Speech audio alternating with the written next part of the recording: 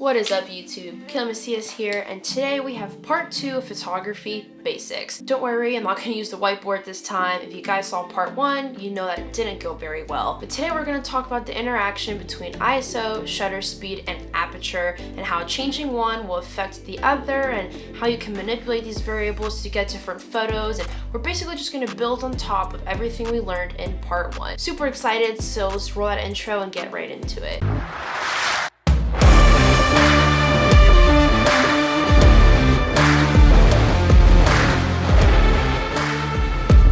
So there are 2 things you need to focus on when you are trying to take a photo. 1, make sure that the photo is in focus. If you're trying to take a picture of a dog, you probably want to make sure that the dog is in focus and it's not blurry. The second one is exposure. You want to make sure your photos are properly exposed, because yes, you can edit them, but if you have a really dark image and you try to edit it and you try to bring up the shadows, make it brighter, it's not going to look good. And if you have a really overly exposed image and it's really bright and you try to bring down the exposure and the white, it's also not going to look good. So always try to get your picture as close as possible in camera so you don't have to do that much editing, because every edit you do to a photo, it's processing the photo and it's taking away a little bit of the quality. So the first thing I said, make sure your image is in focus. That one is relatively easy. Make sure your aperture is set properly. For example, if you're taking a picture of a dog and you want to blur out the background, just make sure that it's not such a wide aperture that his edges or his ears or his tail is going to be out of focus, unless you just want like a headshot or something like that.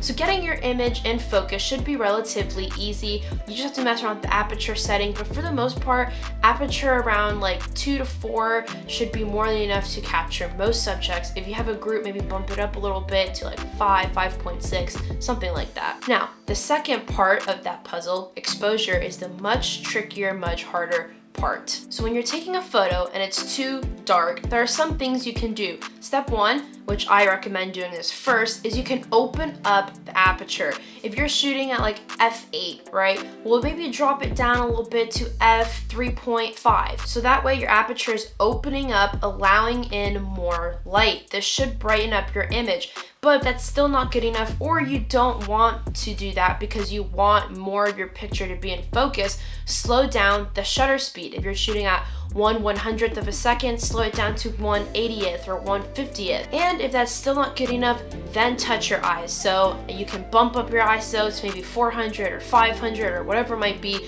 But like I said in video 1, touch your ISO last, because you don't want to cause grainy images and noise in your images. So always touch ISO last. That's your last resort. So what happens if you're messing around with these settings and you're like, my image is still too dark, or like, well, I don't want to touch my aperture. This is where it's kind of give and take. For example, let's say you're shooting f-stop 22 because it's a landscape photo, so you want everything to be in focus. Well, let's say it's kind of sunsetish, so you need more light to be let in, and it's just too dark. You don't want to bump up the ISO too much because you don't want to create grain and the shadows and stuff like that. You know, it's a beautiful scene, so you don't want to ruin that. And your shutter speed is already pretty low, but there's some birds flying and you want to freeze the motion of that, so you really can't lower the shutter speed too much. Well, this is where you're going to have to sacrifice some of the aperture. You're going to have to lower the aperture a little bit, maybe to f15 or 18 or whatever it might be. You're just gonna have to lower it a little bit. And yeah, that sucks, but that's what photography is. Sometimes you're gonna be put in situations and you're gonna have to sacrifice some of your settings, but that doesn't mean your image is gonna come out bad. It doesn't mean your image is gonna come out terrible. So maybe you just lower the aperture a little bit, and also lower the shutter speed. You know, if the shutter is slower, like it's gonna let in more light, then it's just because that obviously is gonna let in less light. So sometimes you're gonna have to make sacrifices, and then vice versa, the opposite is true. If your image is too bright and it's overexposed, you don't really want to raise the aperture because you want the background to be blurred. So if you make the hole smaller, that means more of your background's going to be in focus, but you don't want that. And your shutter speed needs to be slow because you're trying to freeze motion like waterfall or a car driving by, so you get that light trail behind it and stuff. So you're like,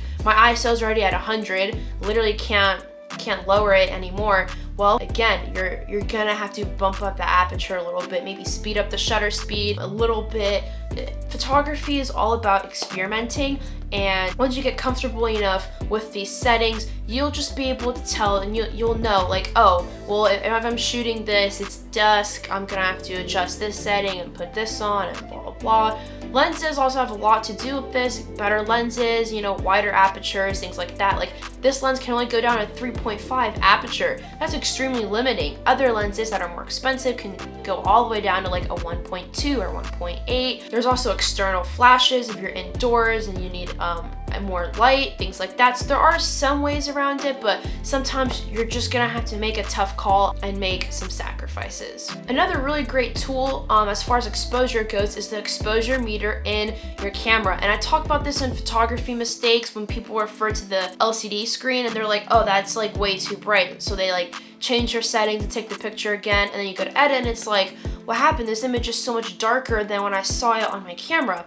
Well, that's because if your LCD screen is super bright, if the brightness is up, then it's gonna display your pictures as being brighter than they actually are. So how do you fix this? Use a little exposure meter in your camera. I talk about that in my photography mistakes video, so go check that out. That also has some really great mistakes and things to watch out for if you're starting photography, but also if you've already been shooting for a while, because these mistakes are kind of things that no one really talks about. So go check out that video. But other than that, that is basically how ISO, shutter speed, and aperture all interact with each other and how affecting one will affect the others. You guys saw part 1, you have the foundation. You saw this video, thank you. You guys have a little bit more of that building structure, and the building structure is an analogy I use. Like, photography basics is your structure, and then shooting in manual mode and understanding more concept of photography is kind of like building up the building. So now you guys, you started building the building by watching this video, but this is not where it stops. Grab your camera, grab your phone, grab whatever you can, go out and experiment with these settings. Go out on a sunny day and just start adjusting your shutter speed, see what happens. Start adjusting aperture, see what happens. Adjust ISO. Go and edit them and see, like, oh wow, I see what she means now. When I bump up my ISO, that causes image grain and noise, and I see what she means now, that aperture blurs out my subject if I have too low of an aperture, and things like that. It's great that you're watching this video and it's great that you're learning all this, but you can't just watch and learn. You have to go do it and practice, so that way you become fluent and good at it. So guys, in the future I will be making a video on how to shoot in manual mode where I'm actually in the field and I show you guys how to adjust these settings in real time, and I go over some other tips and tricks that will continue to add on to your little photography building that you're building here. So thank you guys so much for watching. If you enjoyed, like, comment, and subscribe, and I will see you guys in the next video.